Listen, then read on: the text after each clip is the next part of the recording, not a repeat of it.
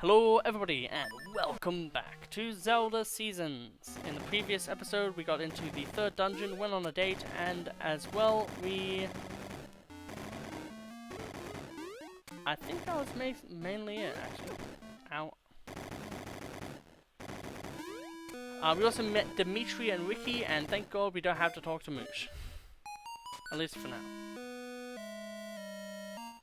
now. So as previously mentioned, I've played this game a bunch of times, like way too many to count.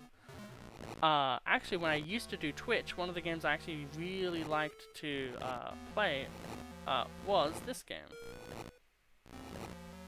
I did randomizers for it on Twitch. And I played some Call of Duty Cold War, and then that really was like, oh, people liked that.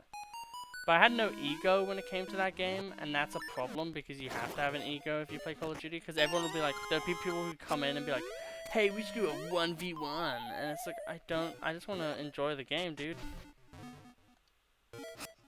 And I think that like ruined the COD reputation of me for people, was the fact that I didn't want to just 1v1 everyone and be like ego matching every fucking match I played.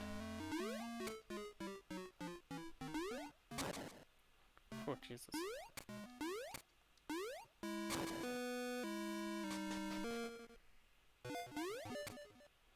And now we're back to here. But if you remember from earlier on,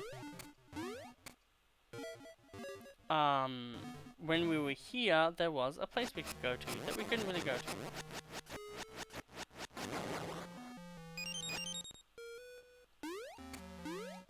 On top of some other stuff. And that was actually because it led to here. So we'll get our money, thank you.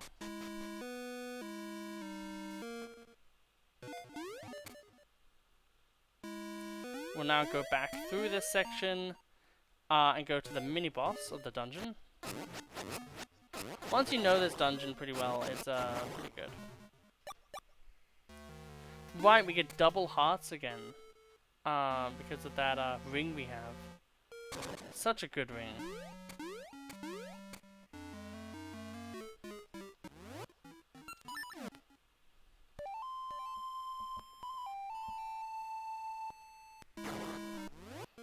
Music is just too powerful for them to even like imagine, let alone hear. That's actually slightly close.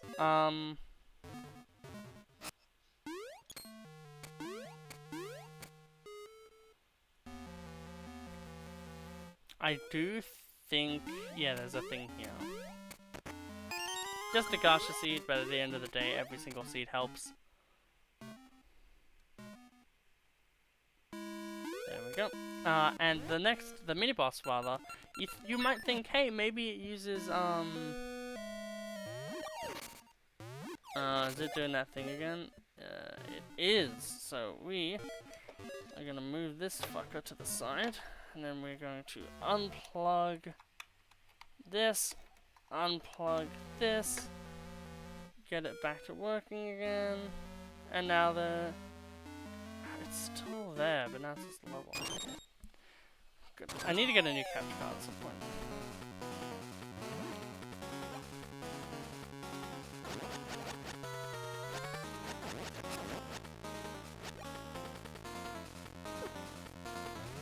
These are called the Brain Blasts, not really, but it's a funny name for them.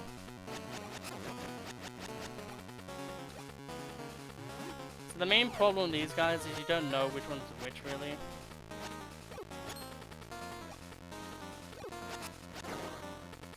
That one just did a dance. Didn't even want to live.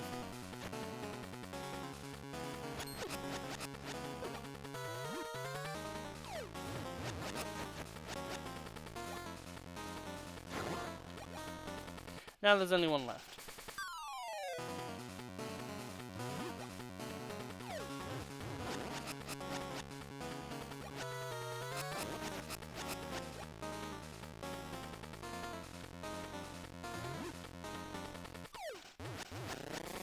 There we go.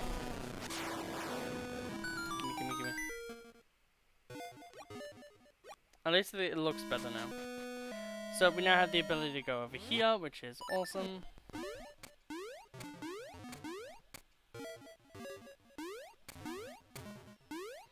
And you do want to keep that in mind where that is, because the boss door is like up there or whatever.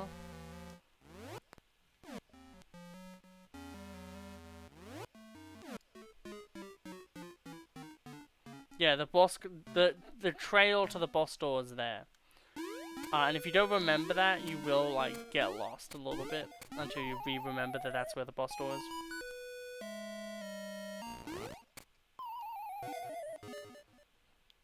I got spooked hard.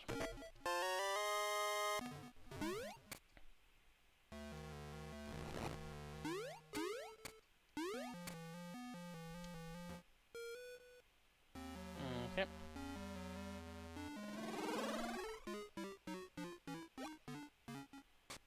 Once you really know this dungeon, like, it's not that hard to beat it. So I think if it was like an actual 30 seconds to the boss thing, I think I would have been able to beat it.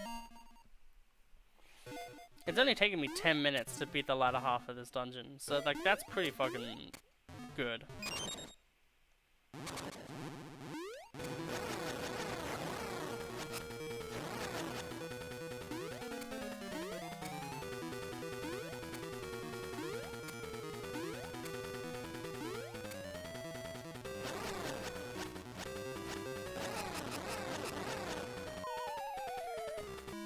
And that's the thing about this dungeon. That's the only thing about this dungeon that's annoying, right? Is that, it is that gimmick.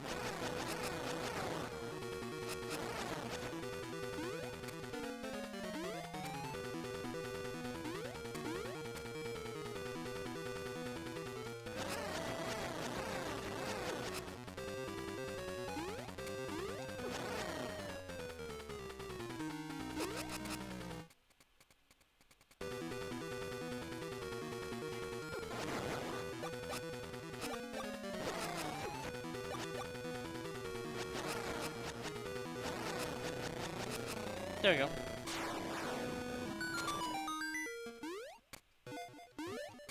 There we go. We're already on 7 stars, which is so crazy. 7 hearts, rather.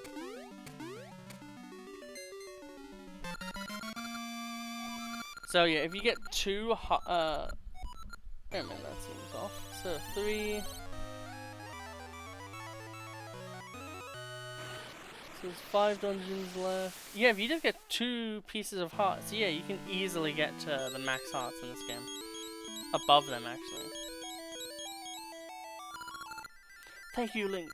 I too feel the bright sun, but the powers of darkness do not weaken. Instead, they grow stronger. How can this be? Link, I dreamt of a waterfall on the mountain north of the sunken city. Perhaps the next essence is near there. So now the ability to jump, which has its own amazing consequences, like being able to jump. So as soon as we get the next dungeon item, well, not the next dungeon item, as soon as we get the next thing, we can actually do something awesome that I would actually kind of like to show off. Furthermore, there is a little thing here that you can also do that will show off, because I do want to kind of, like, you know, this game is a bit shorter, because I just remember so much about it. Like, it's not like ages where I kind of like, oh, do I need a guide for this? Because, like, oh, I forgot this part, or this part. Like, I actually remember, you know, this game.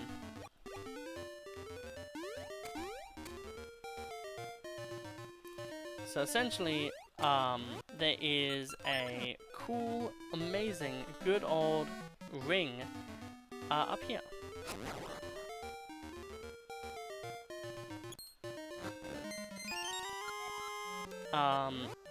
Just as like a little puzzle. I do think that there's a point in this game that has a really good puzzle.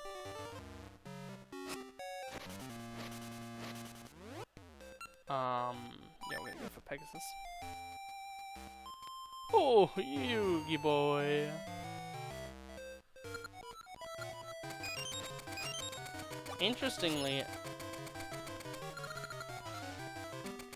double hearts just means in general.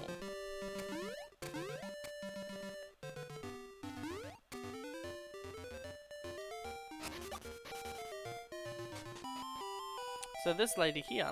Oh, it's so hot. Even sitting by my prized soothing pool doesn't help.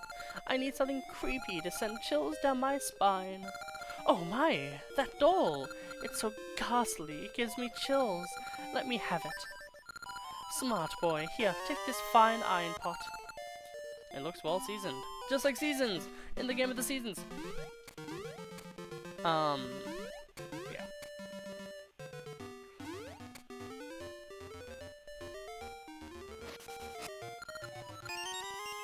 So, rings.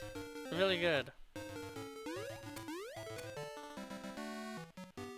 Funnily enough, you can actually jump further than Ricky, even with your just base, if you time it well enough.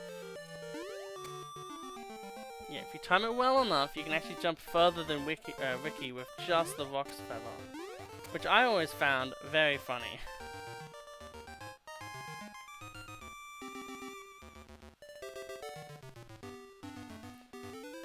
We're gonna go have a look.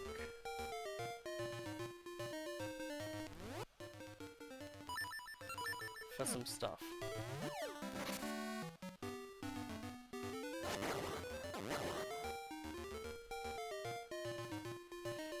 I did think about doing that, but I don't think that's the right thing to do right now.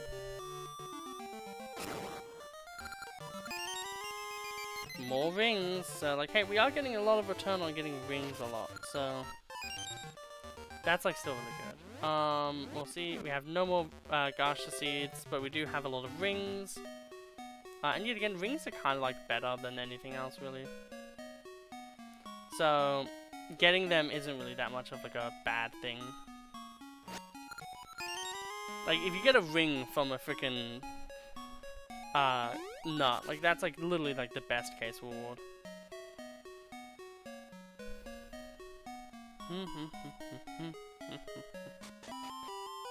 So this guy just has like a membership card that you have to get, and you get it at some point in Subrosia. Okay. Link, it's been too long. I too have come to this village. It's nice to see a familiar face. Just making sure I don't miss anything. Yeah, there's nothing over here.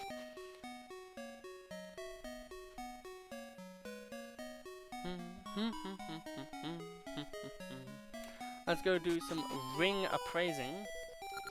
Do come in to Vazu Jewelers. We have 5 rings. Moblin. So you become a green version of whatever those are. Dive Without Breathing is actually a really fucking useful one. We already have this one, so we get it back for a little bit of money. We already have that one, so we get that one back already. And then Blue Holy. Yeah. So that Zor ring, so Cracked Floor, Zor ring, Double Heart, or any type of regeneration ring. Amazing.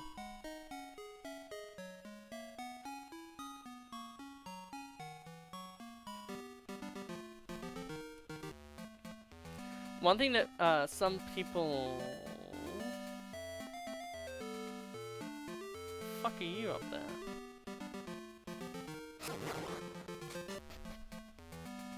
I think this is just another one of those codes, but I am very curious. And it's doing that thing again, great.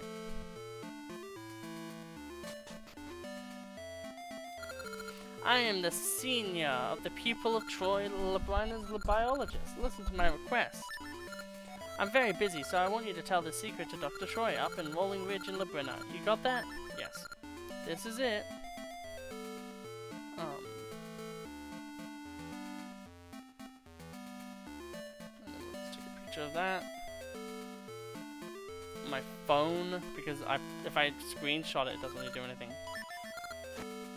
Okay, so essentially you go back and you just get like a bunch of like cool little rewards or things like that. I might show them off, like,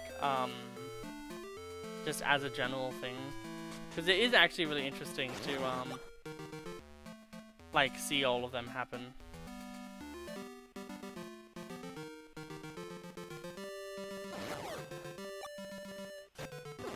Right, and we need spring to do nothing. Also, there's just likes here, just to fuck with you. There's also that there, just to be cool.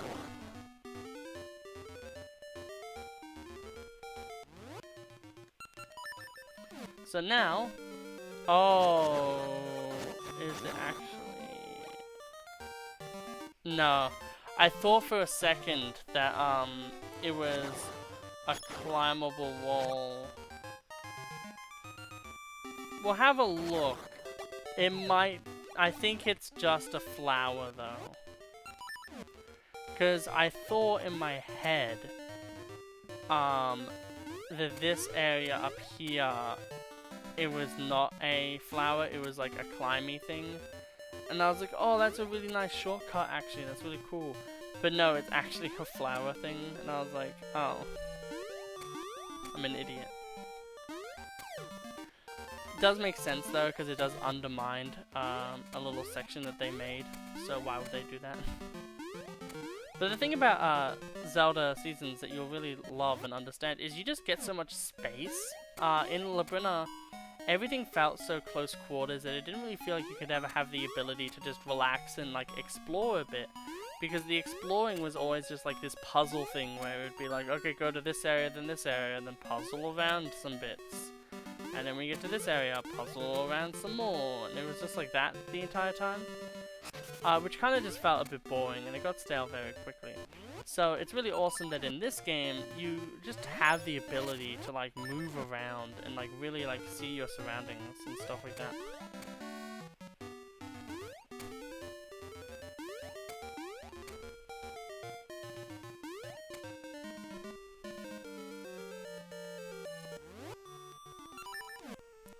Dimitri, do your thing. Thank you.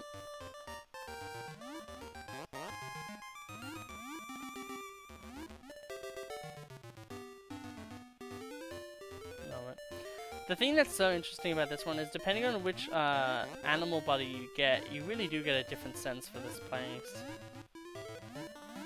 Because like, each one of them has like, you know, different ways that you can do different things. So it's always super interesting to see how they progress. Right. So these bomb things are a little subplot in this game. And we will get to that cave at some point.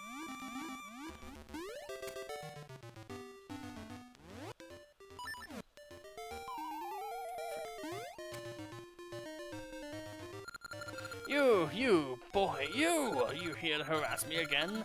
Well, my power has grown. You will never get inside my fortress. I shall get my revenge. Bombs away! It kind of does feel like this is meant to be the second game you play. And the main reason I say that is just because of the fact that the, like, ages, like, you know, he had, like, this, like, actual setup, and now he's kind of moving around, having to, like, figure stuff out. But basically, Dimitri isn't really allowed in here. I think is the general idea here.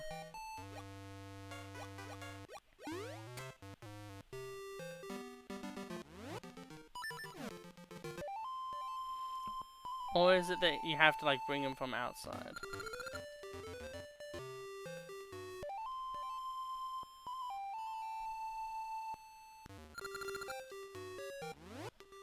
There's a way you can do it.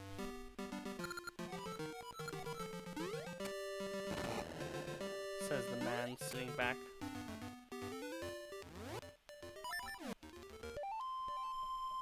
It has to work here because the game is programmed. The game has programming, therefore I win. There we go.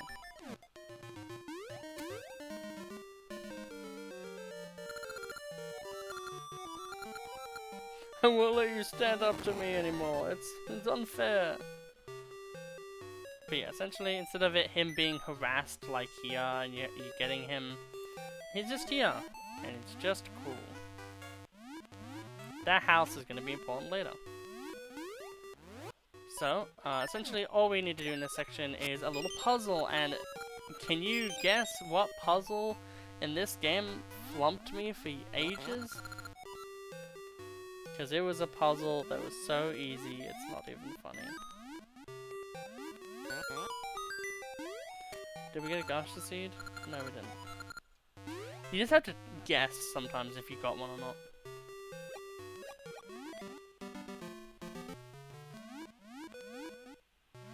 So this guy is the Master Diver, and he'll give you Zora Flippers if you can pass his trial.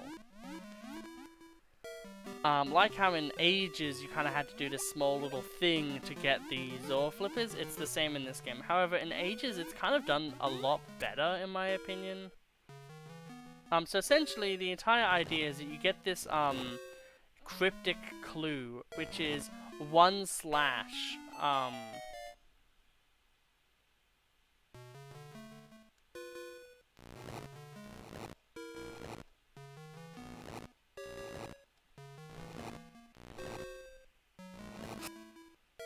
and all it means is that, however, when I was a kid, I was an idiot, and I did not realize, because 1 slash is just like 1 swing of the sword, not a spin. But obviously they don't want to be like, use the spin attack, because that would be too easy. I am the Master Diver. To become my pupil, go to the next cave and open all 4 eyes in a single stroke, and bring back proof that you have done so. Oh! That's my master's plaque. You've passed my test. Very well then. I accept you as my pupil. Take these flippers. You now swim. I'll teach you my secret route to Mount Cuckoo. There's a diving hole among the reefs in town. Use the flippers I gave you.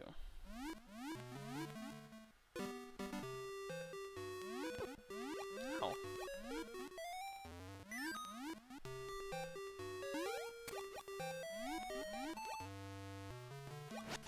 And here we go. We're en route to the 4th dungeon.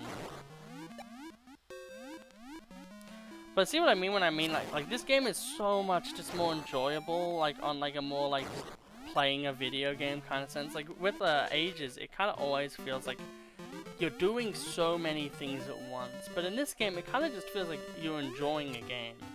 And I can really appreciate that.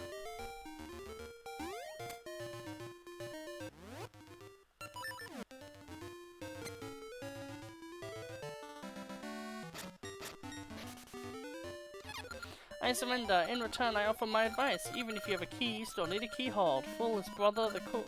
Yeah, so essentially, these guys are all going to be annoying. The only time you actually really use your shield. I surrender. In return, I offer my advice. Even if you have a keyhole, you still need a key. Moronic brother, the key is in the valley to the west. Fucking, these people are savage. They're just like, my stupid brain dead brother doesn't understand that a key needs a keyhole, and it's like, it's like, goddamn, chill out, you don't have to roast each other so hard.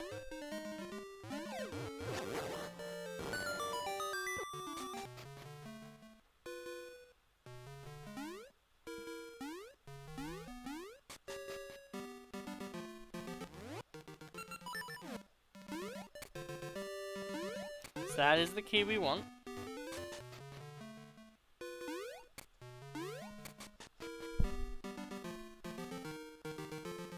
And here are just some Lionels, because frick you.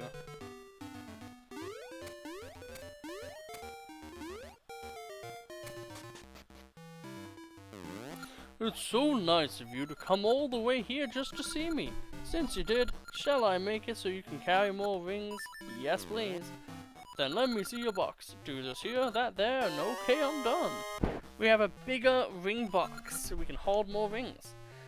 That's the other thing I really like about this game, is just upgrades just happen naturally in a really like nice kind of like, you know, it just feels natural, like, oh yeah, you know, it does feel like, you know, we do really want to have a few rings right now. So it's awesome that we can get more rings. Because like in Ages, it just feels like it takes ages for you to get anything. Ironically enough. That is for the big one.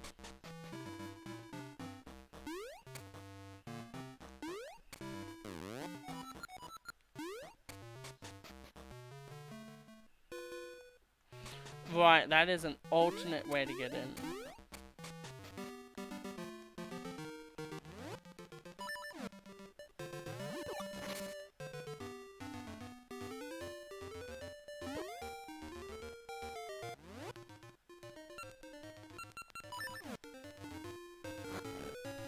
So the key is in the west, but you need to go to the east to actually get the ability to get it. It's a really weird kind of thing. But the thing that's also so weird is just that in Zelda Ages, you get the flippers a little bit earlier because there's actually an upgrade to the flippers. So it's not like you can be everywhere immediately. Yeah. Sniff, sniff, there's a spring banana tree up there, but until the rock flowers bloom in spring, I can't climb up to it. Can nothing be done?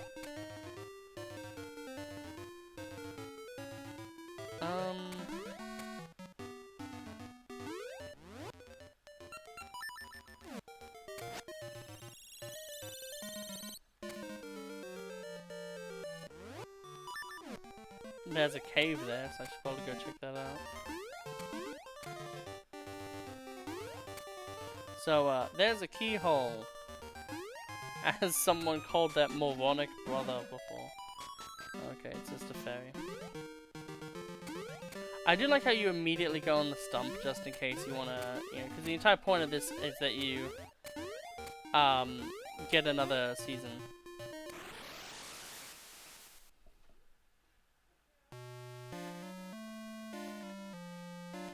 I'm actually going to end this episode here because this next section is super fun and I would like to start with it. So I hope you all have an absolutely wonderful day and I'll see you all in the next episode.